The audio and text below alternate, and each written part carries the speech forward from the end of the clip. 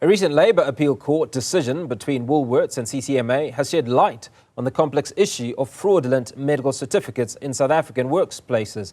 This case, involving an employee dismissed for allegedly submitting an irregular medical certificate, highlights the delicate balance between protecting employers' interests and safeguarding employee rights. For more on this, we're joined by legal analyst Nthabiseng Dubazana. Nthabiseng, appreciate your time. Just give us some background into how much you know about this case and obviously how it impacts the employee-employer relationship.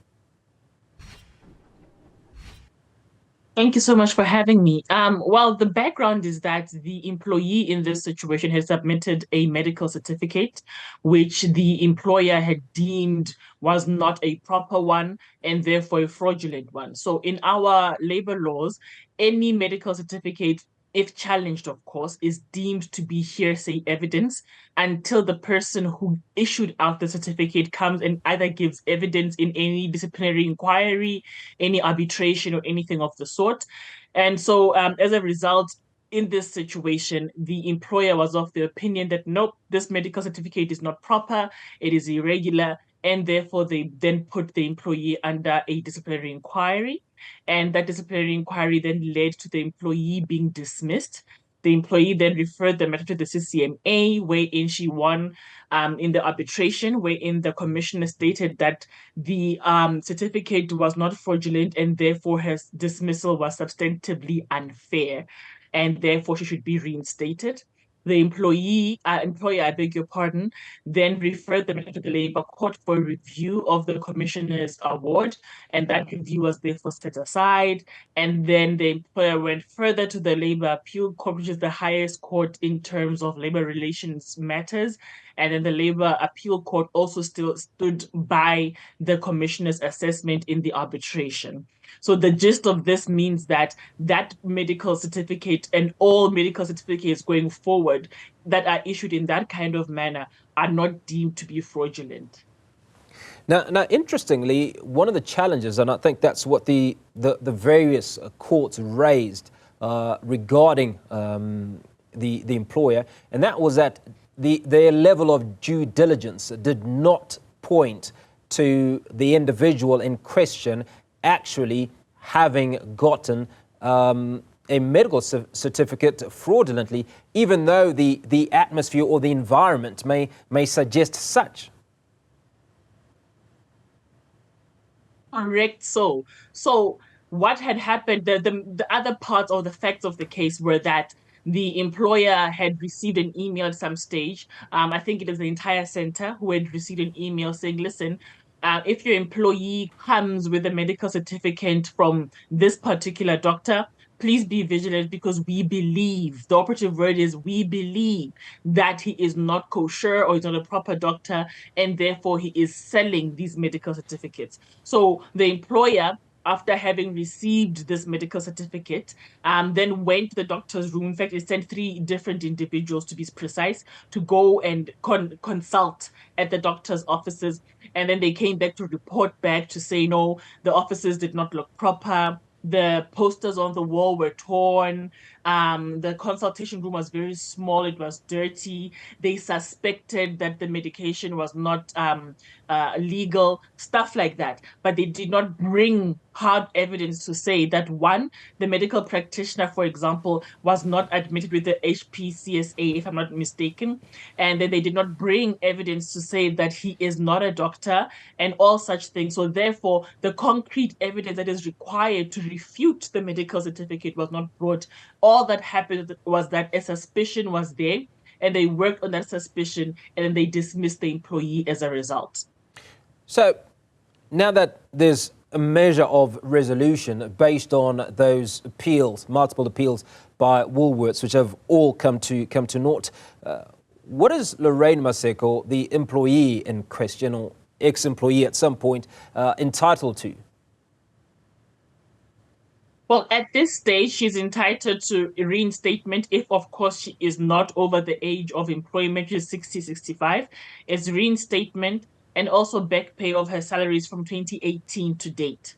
And also continuation with her work, putting her in a position that she would have been in had she not been fired or dismissed by Woolworths at this stage. So we're looking at a lot of money that needs to be paid by Woolworths to Miss Maseko, and also her reinstatement into the workspace. But usually when cases take this long, I just miss the judgment part in terms of whether she's reinstated or not, but that's what she'd be entitled to.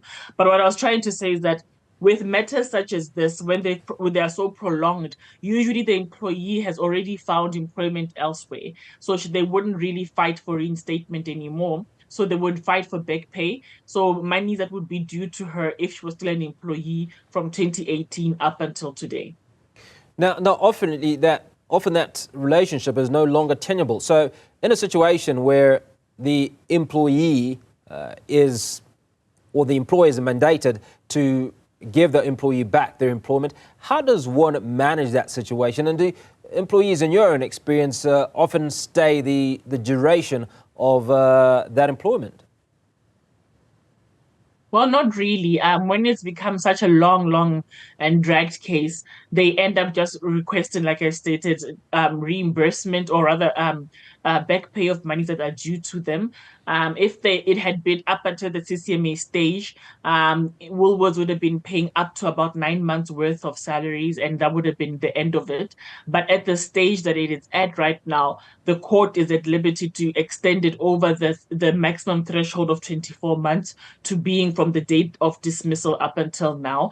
But employees who usually go back to such a situation, they are treated either worse than when they were employed and before the matter became litigious, or they're treated with kid gloves, and therefore making it uncomfortable for the other employees who are now still being treated in a certain manner versus the employee who took on the employer. So it usually depends on the situation or the relationship between employer and employee, how they then continue with the matter going forward. And Nthabiseng, talk to us about the lessons learned both for employer and the employee.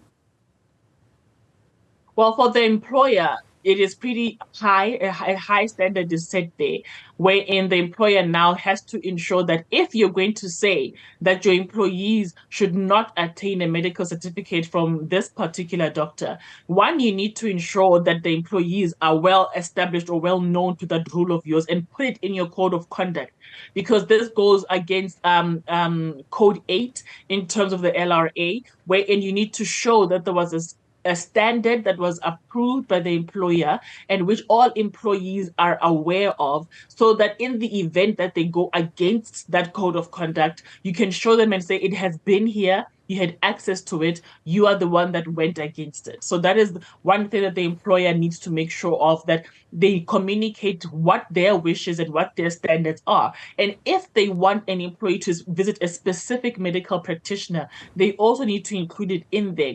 And they must also make sure the employees can afford that person, or they make sure that the employees have enough of a salary to go to that particular person that you want them to go to if they don't have medical aid. And then for employees, it's not as harsh, really, because the court said it's not our responsibilities as employees to then say we need to investigate Dr. Nthabiseng, who practices in such a space, whether or not she's legitimate or not. All I know is that I am ill, I am taking my ailment there, and therefore I'm expecting this person to act in the manner that is expected of her or him in their profession. But with that being said, be very cognizant of the fact that your medical certificate can be put to scrutiny. And if it does come to pass that you either bought your medical certificate, or the doctor who issued out the certificate can't come and give evidence to confirm that they're the ones that wrote out that prescription or those days off, etc., then you will be found wanting, because that medical certificate on its own is hearsay evidence. It is not deemed to be real evidence.